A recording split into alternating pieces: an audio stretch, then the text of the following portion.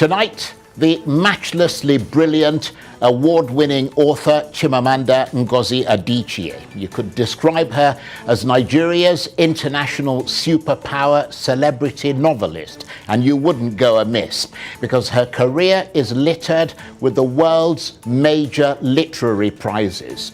But beyond her phenomenal talent, which is there for all to see, Chimamanda Adichie has followed the tradition of Africa's literary giants before her, becoming, to some extent, the conscience of her troubled nation, speaking out fearlessly against injustice, corruption, the harsh realities of electoral malpractice, and what she calls Nigeria's hollow democracy, and to use her words, the brewing rage and smouldering disillusionment over the failure of that democracy to capture the true voice of the people. But as she tries to transform the narrative by writing an open letter to the US President Joe Biden, published in the Atlantic Daily, about, as she put it, the unacceptably and unforgivably flawed 2023 presidential election, how much is that chronicle resonating within and outside Nigeria? I'll be joined from our studios in Lagos by the critically acclaimed Nigerian author Chimamanda Ngozi Adichie. Plus, we have our top-tier analysts who will help us assess the news and issues of the day. I'm Charles Anyegolu, and this is Arise Prime Time.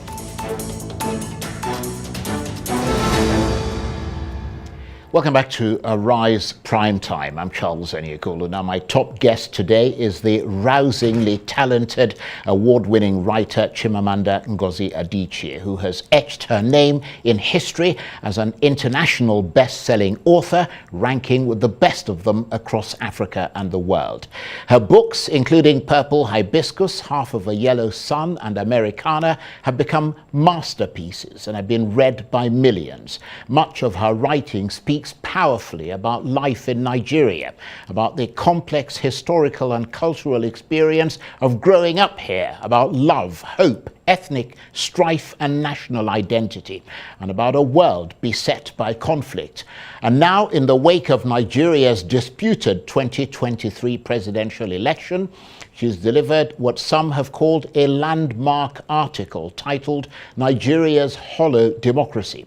It's an open letter to the US President Joe Biden, published by the Atlantic Daily, and in it she raises questions about Bola Tinubu's election victory and wonders why America is congratulating the winner of what she refers to as Nigeria's disastrous ballot. So, as you might have guessed, in the wake of that powerful scratch, she's been vilified by some and praised by others as a herald of truth. Well, for more about her verdict on Nigeria's presidential election, I'm suitably delighted to say that I'm joined now from our studios in Lagos by the critically acclaimed award-winning author Chimamanda Ngozi Adichie. Chimamanda, thank you very much indeed for joining us, and I apologize for the stress you had to go through getting to the studio. I understand it's pouring buckets in Lagos and there's the snarling up of traffic. So thank you very much for joining us. No, I should apologize. I should have left, knowing Lagos, of course, I should have left on time. So I should apologize. Well, the most important thing is that you're here. So let's get straight into it, because you called the 2023 presidential election a slap to the face of the Nigerian people and insults to the collective intelligence of Nigerians. Tell us why you see it that way. Well, I see that when I wrote that letter, because I think it's important to preserve the truth. Right? I think that when something like this happens in a country, it's really important to tell the story of what happened. One of my favorite poems has this line, it's by Robert Lowell, and it says, "And yet, why not say what happened?" So I wanted to say what happened. And what happened is that this was an election that was really unforgivably flawed. And there's evidence for that. And I felt it was important to say that. But also, I wanted to call out the U.S. for what I consider a kind of two-facedness when it comes to Africa. So, the U.S. has a long history of complicity in, sort of non-democratic elections on this continent. So recently in Congo, 2 or 3 years ago, they endorsed an election that was an absolute sham. But then the same US will turn around and criticize Congo for not being democratic. And so my point was to say, be what you say you are, right? You cannot criticize African countries for being undemocratic while at the same time endorsing something that is quite self-evidently undemocratic. Well, that's a good point. But just delving deeper into your letter, you were quite categorical in saying that the electoral process was imperiled not by technical shortcomings, but by deliberate manipulation. Is there enough evidence in your assessment to support that claim? Yes, and I think maybe the most glaring is that we Nigerians all saw these mutilated election sheets, right? We all saw them. We saw polling unit agents talking about how what they had from the polling unit was not what was then announced formally, officially, or uploaded formally, officially. And I think for me, that's a really striking reason and an example of how this election was not about technical glitches. And can we also realize that Nigeria is full of very bright young people in tech? There's no reason for that excuse of technical glitch. And the other question then is, if it was a technical glitch, why was it possible for most people to upload the results of the other federal elections, but not the presidential? And I think most of all is that there's just been this resounding unfortunate silence from INEC and from the chair of INEC. I think Nigerians deserve the respect of an institution that's supposed to shepherd their democracy. So nobody's come out to explain to Nigerians how that happened. There's a statement about technical glitches. It's unconvincing.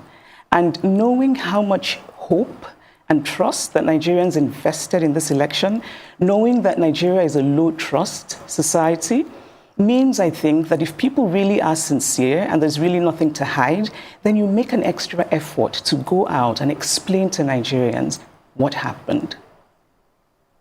Yes, that certainly makes a lot of sense to a lot of people. But in reacting to your letter, and some of the things that you said in it, the APC have suggested that you were not in Nigeria during the election and you did not vote, and therefore should not make categorical statements about an election you did not witness. What's your reaction to that? Well, I don't think it's very useful criticism. I should say, first of all, that I've never been fazed by criticism. I mean, I wrote this, of course, knowing fully well that there would be criticism from certain quarters. And I've seen a few things people have sent to me, and it's kind of been amusing to read the juvenile fulminations of non-juvenile people.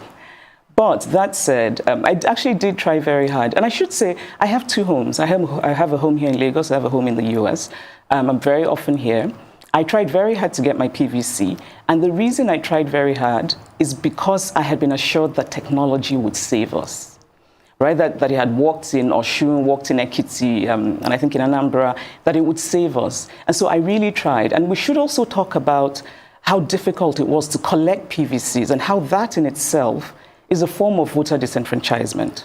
And so I had done the first part, but then I couldn't collect my PVC. And so, yes, did not vote. But my not voting does not mean that I cannot comment on an election. I'm a Nigerian citizen. Every Nigerian citizen has a right to have an opinion about this election.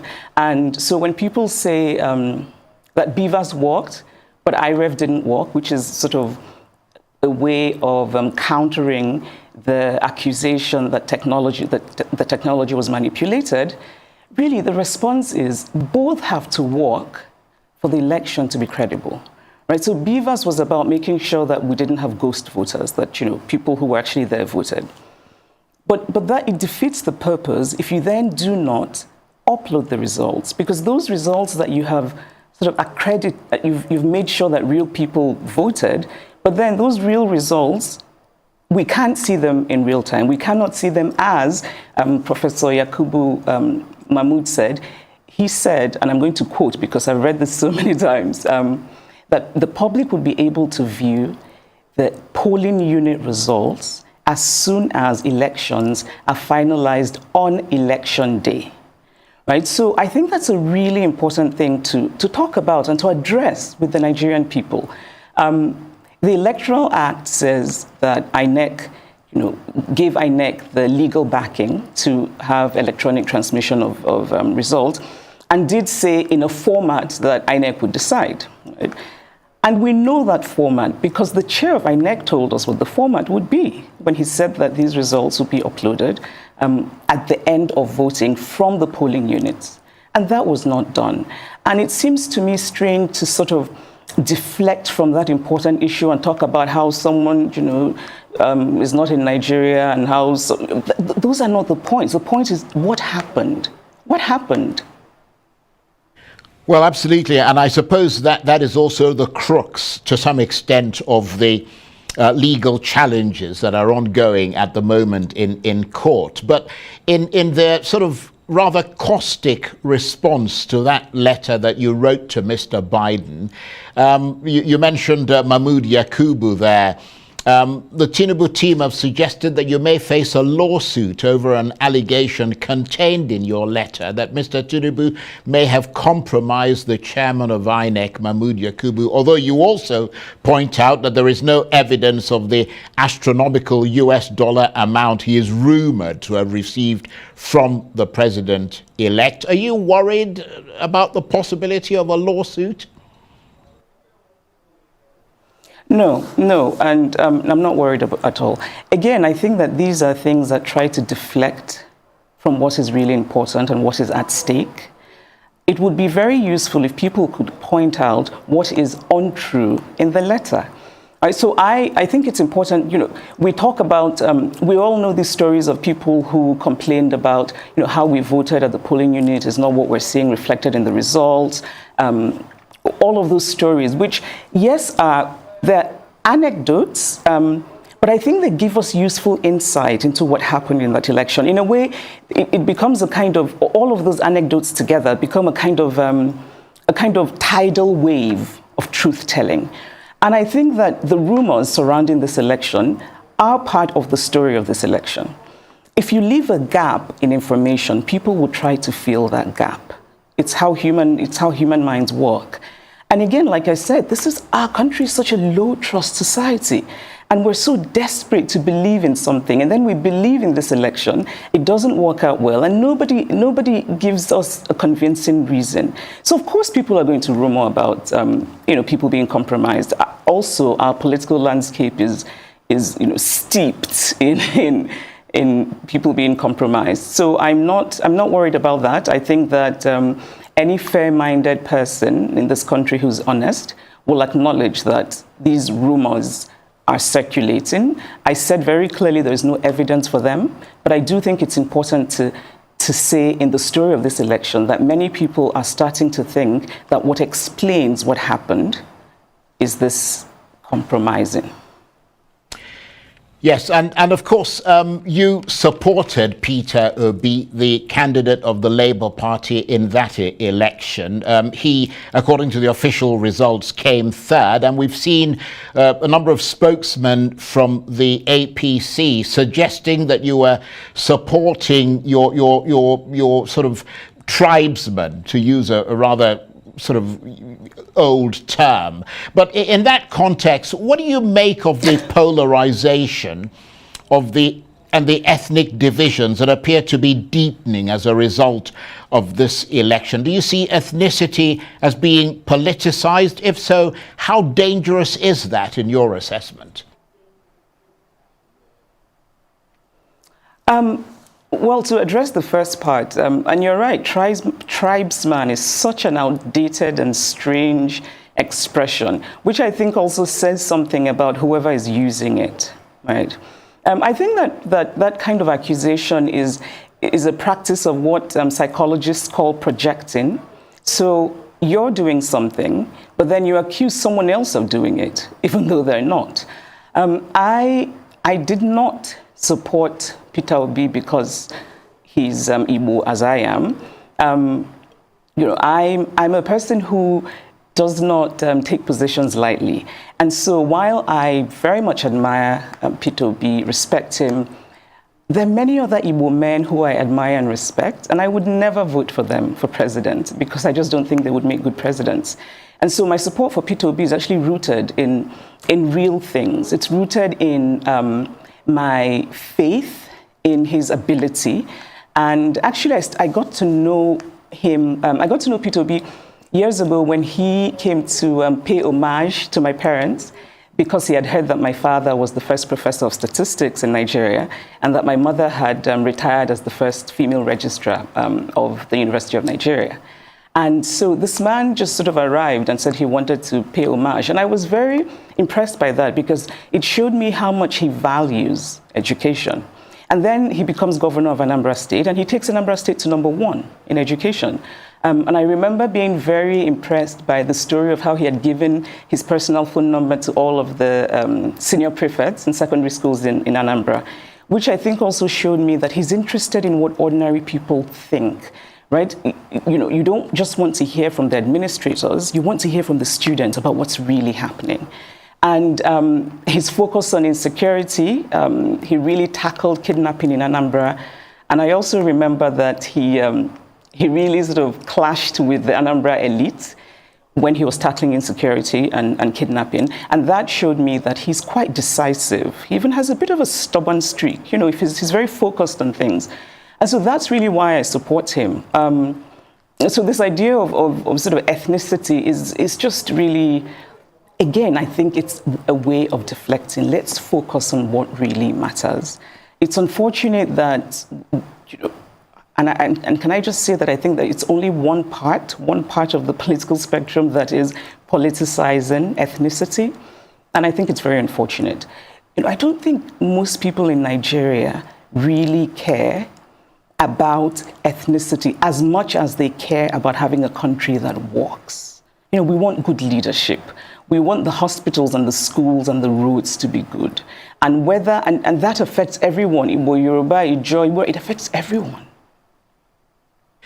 Yes, again, people would agree with that assessment from you. But I wonder if I might change direction slightly and get your thoughts on the Nobel laureate Wole Soyinka's assertion on Arise News about reactions to the election results by the Labour Party's vice presidential candidate, Yusuf Dati Baba Ahmed, comments which Professor Soyinka described as fascistic. I mean, do you see that as part of the demonization of Mr. Obi and his running mate, as some have suggested, or do you agree that Dati Baba Ahmed went, or rather overstepped the bounds, and Professor Soyinka was in that regard justified to call him to order? I mean, I know you hold, or at least you have held, Mr. Soyinka in high esteem. I still do. I have a lot of love for Professor Soyinka. I admire him, I respect him as a thinker, as a writer. I think everyone should read The Man Died. And Ake, his memoir, is beautiful, right? But at the same time, I disagree very strongly with him about this particular issue. And actually, because I respect Professor Soyinka so much, I went back and watched the interview. I had watched it when it aired initially, but I went back and watched it because I thought, am I missing something? And I think fascist is a really strong word. Fascist actually often makes me think of Mussolini's Italy. But I think we use it now, sort of to address this kind of authoritarianism that's often populist and right-wing, like in Hungary, and even the former American president. And when you look at those situations, you can see why they have been termed fascist. And I did not see any reason that Mr. Dati Baba Ahmed's interview would have been termed fascist. I think he was making a very strongly felt point about the elections. What he was saying, which again I thought seemed fairly reasonable, is that if our democracy is rooted in our constitution, and you then swear in a person who's been elected unconstitutionally, then you are in fact ending democracy. I think it's quite a reasonable position. Of course, we can argue about what that bit in the Constitution means, right? And I'm actually grateful for this whole election period because it's made me read things I probably never would have, such as the Nigerian Constitution, and also made me have quite a few suggestions for editing. But anyway, I think now we're talking about what does "and" mean. Right? So Mr. Dati Baba Ahmed is saying that it's 2/3 and the FCT, and that's separate. And it's a reasonable argument. And is a conjunction. We use it in that context often to mean plural. Right? So we say Aisha and Yemi are coming. And we don't say Aisha and Yemi is coming. That's because they're two separate things, two separate entities. And of course, the court will interpret, but I don't think it's unreasonable for educated Nigerians who can read and who know what the word "and" means to make their own interpretations and to argue it. And of course, the fact that the Labour Party is in court means that they do not believe that this election is constitutional. And so I just didn't quite see why it would be termed fascist. I mean, I think a charitable way of reading Professor Shoyinka's comment is that Professor Shoyinka himself, I think it's fair to say that he is not given to restraint in language in general. And so maybe that's where that word fascist came from. However, I have suggestions for what we could use fascist for. We could use fascist for INEC. Because as it is right now, many Nigerians feel deeply cheated by INEC, deeply disenfranchised by INEC.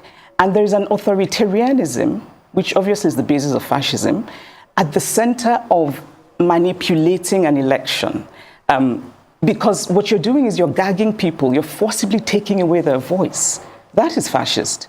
Fascist is all of the violence that happened during the elections. Fascist is the way that some people remain silent about that violence. Fascist is a government that hasn't come out to address the very tangible and palpable discontent in this country.